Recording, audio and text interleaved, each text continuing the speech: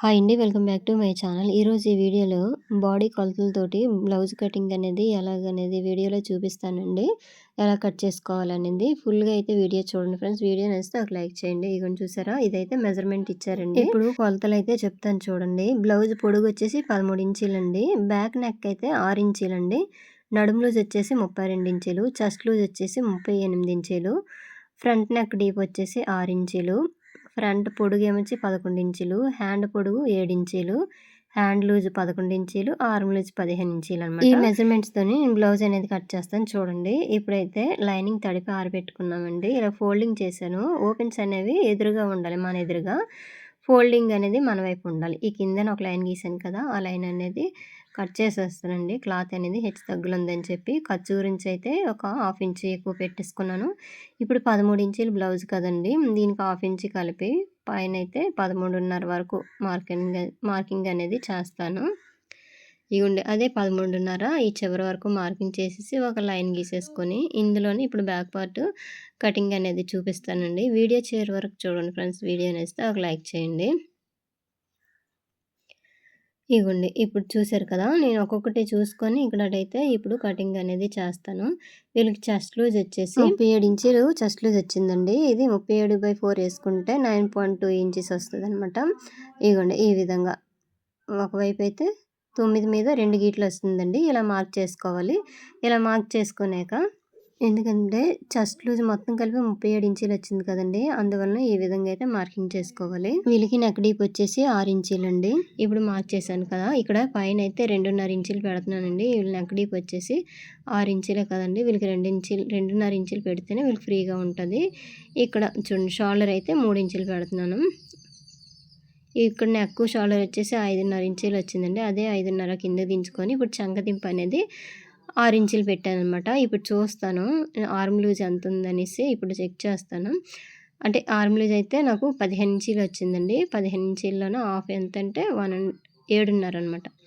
ఇక్కడ ఇదిగోండి డబ్బా షేప్లో గీసాను కదా, ఇందులోని ఇప్పుడు 3 మూలల నెక్ అనేది ఇలాగా డ్రా చేస్తున్నానండి. వీడియోలో చూడండి, వీడియో చూస్తే మీకు అర్థమవుతుంది.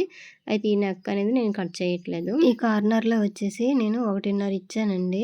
తర్వాత ఈ ఆర్మ్ స్కేల్ తోటి ఇలాగా రౌండ్ గీసుకుంటే ఇప్పుడు మనకి 7.5 ఇంచులకి సెట్ అవుతుందా లేదని ఒకసారి చెక్ చేసుకోవాలి. ఇగోండి పైన ఖర్చు వదిలేసి 7.5కి అయితే నాకు మ్యాచ్ అవ్వలేదండి. అందువల్ల ఇంకా కొంచెం కిందకి దింపాను.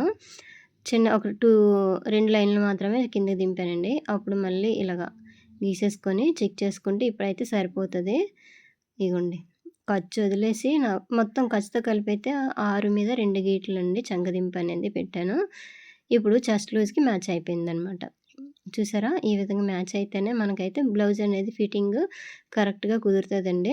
కట్ చేయడమే కాదండి, కుట్టేటప్పుడు కూడా కరెక్ట్గా అదే. నడుము లూజ్ వచ్చేసి 32 ఇంచీలండి. అంటే 32/4 అనమాట. 8 ఇంచులు మార్క్ చేశాను. 1 ఇంచుకి డాట్స్ అనమాట.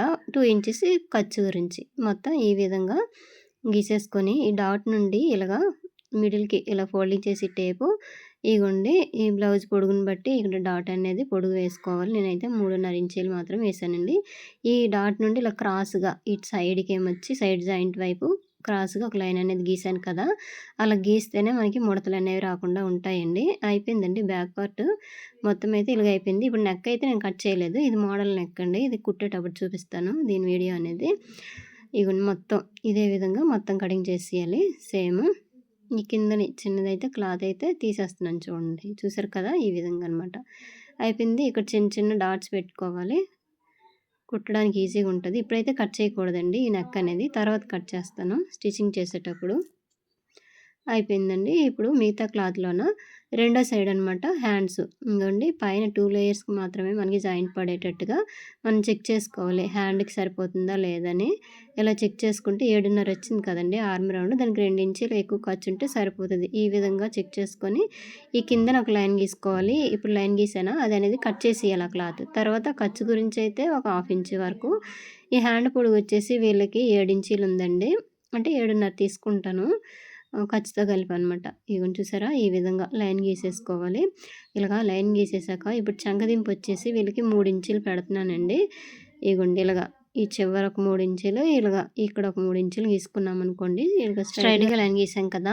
ఇప్పుడు చూడండి నేను మార్కింగ్ ఎలా చేస్తానో ఇలా క్రాస్‌గా అనమాట 7.5 వచ్చింది కదా! ఆర్మ్ రౌండ్ వచ్చేసి ఇలా క్రాస్‌గా పెట్టేసుకొని ఈ పైన 1 ఇంచుకి ఇక్కడి నుంచి ఇక్కడ వరకు వీడియోలో చూడండి ఈ విధంగా ఇలాగా టేప్‌ని ఫోల్డింగ్ చేసేసి ఈ కార్నర్‌లోన 1.5 ఇంచీలనమాట.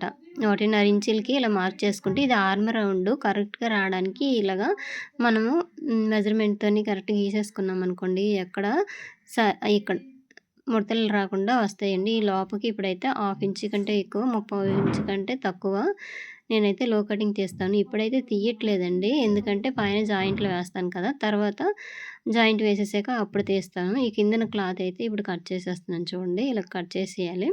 ఈ పైన సేమ్ మనం ఎలాగా మెజర్మెంట్ చేసామో అదే విధంగా కటింగ్ చేసుకోవాలి. ఇక్కడట మిగతా క్లాత్ తీసేయాలి. ఇక్కడ చిన్న డాట్ అనేది పెట్టేసుకోవాలి. ఈ పైన 2 లేయర్స్ ఉన్నాయి కదండీ! ఆ జాయింట్ చేసేసాక నేనైతే లో కటింగ్ తీస్తానండి. లేదంటే ఇటు సైడ్ అయినా తీసేసుకోవచ్చు. అయితే ఈ లో కటింగ్ ఎప్పుడైనా సరే మనకు ఫ్రంట్ వైపు వచ్చేటట్టుగా చూసుకోవాలి కుట్టేటప్పుడు. అయిపోయిందండి హ్యాండ్ కటింగ్ అనేది చేసాను కదా! లో కటింగ్ ఎలాగనేది ఇప్పుడు చెప్పాను కదండీ! ఆ విధంగా చేసేసుకోవాలి. మిగతా క్లాత్ ఉంటుంది కదా! అంటే బ్యాక్ పార్ట్ హ్యాండ్స్ తీసేసాక మిగతా క్లాత్ ఉంటుంది కదండీ! ఆ క్లాత్ అనేది ఓపెన్స్ అనేవి మన వైపు పెట్టేసుకోవాలండి. ఇందాక ఫోల్డింగ్ మన వైపు పెట్టాం కదా! ఇప్పుడైతే ఓపెన్స్ మన వైపు పెట్టేసుకొని కరెక్ట్‌గా బ్యాక్ పార్ట్ అనేది ఇలా క్రాస్‌గా పెట్టేసుకోవాలి. ఈ నెక్ అనేది నేను ముందుగా కట్ చేయలేదు కదా! ఇప్పుడు చూడండి ఈ విధంగా పెట్టేసుకోవాలి. మొత్తం నీట్‌గా బ్యాక్ పార్ట్ అనేది ఎలాగుందో అదే విధంగా మొత్తం అయితే గీసేసుకోవాలి. ఇప్పుడు గీసేసుకున్నాక ఈ బ్యాక్ పార్ట్‌ని తీసేయాలనమాట. చూస్తున్నాను అంటే క్లాత్ ఎక్కువే ఉంది కదా! ఇంక జాయింట్ ఎందుకు చేయడం అని చెప్పేసి నేనైతే తిప్పానండి.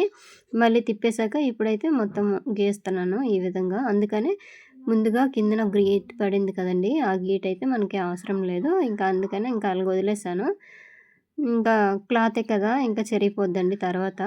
ఇగోండి మొత్తం ఇలాగా తీసేసాను. ఇప్పుడు బ్యాక్ పార్ట్ వీళ్ళ ఫ్రంట్ నెక్ డీప్ వచ్చేసి 6 ఇంచీలండి. 6 ఇంచీలకి ఇలా మార్క్ చేసేసి ఇలా ఎల్ షేప్‌లో గీసేసామనుకోండి.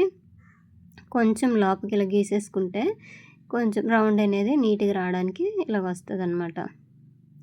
ఇగోండి ఈ ఆర్మ్ స్కేల్ తోటి ఇలా రౌండ్ అయినా ఇచ్చుకోవచ్చు. లేదంటే ఫ్రీ హ్యాండ్‌తోనైనా ఇలా రౌండ్ అనేది ఇలా తీసేయవచ్చు. అయిపోయింది. పైన ఖర్చు వదిలేసి ఇగో చూస్తున్నాను మళ్ళీ ఒకసారి కరెక్ట్‌గా వచ్చిందా లేదని. ఇగోండి ఒక అరించి లోపుకైతే మనమైతే లో కటింగ్ తీసేసుకోవాలండి. ఈ సైడ్ వచ్చేసి 2 ఇంచెస్ అయితే ఖర్చు పెట్టాను. ఇక్కడ నుంచి 5 ఇంచీలు లేదంటే 5.5 ఇంచీల వరకు అయితే నేను మార్క్ చేశానండి. లేదంటే ఆది బ్లౌజ్‌తోని 4 హుక్స్ వరకు అయితే మార్క్ చేసుకోవచ్చు. వీళ్ళకి ఫ్రంట్ పొడుగు వచ్చేసి 11 ఇంచీలు వచ్చిందండి. ఇగోండి ఇలా మార్క్ చేసుకొని ఇలాగా ఒక లైన్ అనేది గీసుకోవాలి. ఎందుకంటే బ్లౌజ్ మొత్తం పొడుగు వచ్చేసి 13 ఇంచీలేనండి. అందువల్ల వీళ్ళకి ఫ్రంట్ నెక్ అంటే డీప్ అనేది 11 ఇంచీలే వచ్చింది పొడుగు అనేది. ఇగోండి చూసారా? ఇగోండి ఇప్పుడు 2.5కి ఇలా మార్క్ చేసుకొని 1/2 అంటే 2.5కి ఇలా మార్క్ చేసుకోవాలి. ముందుగా కస్టమర్కి అయితే మనం అడుగుతామండి. ఈ డాట్స్ వేసేటప్పుడు మనకి మీకు ఎలా కావాలనేసి అడిగేసి కటింగ్ అయితే చేస్తాము. ఈ చివరన 2.5 ఇంచుల కంటే కొంచెము తక్కువ ఉందండి. అందువలన అయితే ఒక 1/2 ఇంచ్ వరకు కిందకైతే నేను మార్క్ చేశాను. ఈ చివరన అంటే సైడ్ జాయింట్ వైపు. అయిపోయిందండి మొత్తము ఫ్రంట్ పార్ట్. ఇగోండి ఇప్పుడైతే సేమ్ అదే మార్కింగ్ మీద ఇలా కట్ చేసేయడమే అనమాట. ఇలాగా చూసారా ఈ విధంగా. ఆల్రెడీ మనం బ్యాక్ పార్ట్ కట్ చేసేసాము. ఫ్రంట్ పార్ట్ అండి ఇది. హ్యాండ్స్ కూడా కట్ చేసేసాము. ఫైనల్‌గా బాడీ మెజర్మెంట్స్ తోటి ఈ విధంగా కట్ చేసుకుంటే సరిపోతుంది. ఇగోండి ఇదైతే ఒరిజినల్ క్లాత్ అనమాట. ఈ క్లాత్‌కి చివరన లేస్ ఇచ్చారు. అదైతే తీసేసి ఇప్పుడు హ్యాండ్స్ ఇవన్నీ అయితే నేను కటింగ్ చేసేస్తున్నానండి. క్లాత్ కొంచెం పొడుగు ఎక్కువ ఉందని కానీ వెడల్పు అయితే లేదండి. నేను జాయింట్లు వేసేసి తర్వాత అయితే స్టిచ్చింగ్ చేస్తాను. ఇగోండి చూసుకుంటున్నాను. ఇలాగ తీసేయడమే. కొంచెం ఎక్కువ క్లాతే ఉండేటట్టుగా కట్ చేసుకోవాలి. ఇంతేనండి వీడియో నచ్చితే లైక్ చేయండి, షేర్ చేయండి, సబ్స్క్రైబ్ చేయండి. ఇదైతే మోడల్ నెక్ అండి. ఈ స్టిచ్చింగ్ అయితే మీకు ఇంకో వీడియోలో చూపిస్తానండి. ఫైనల్‌గా కటింగ్ అనేది అయిపోయింది. ఇంతేనండి వీడియో నచ్చితే లైక్ చేయండి. Thank you for watching.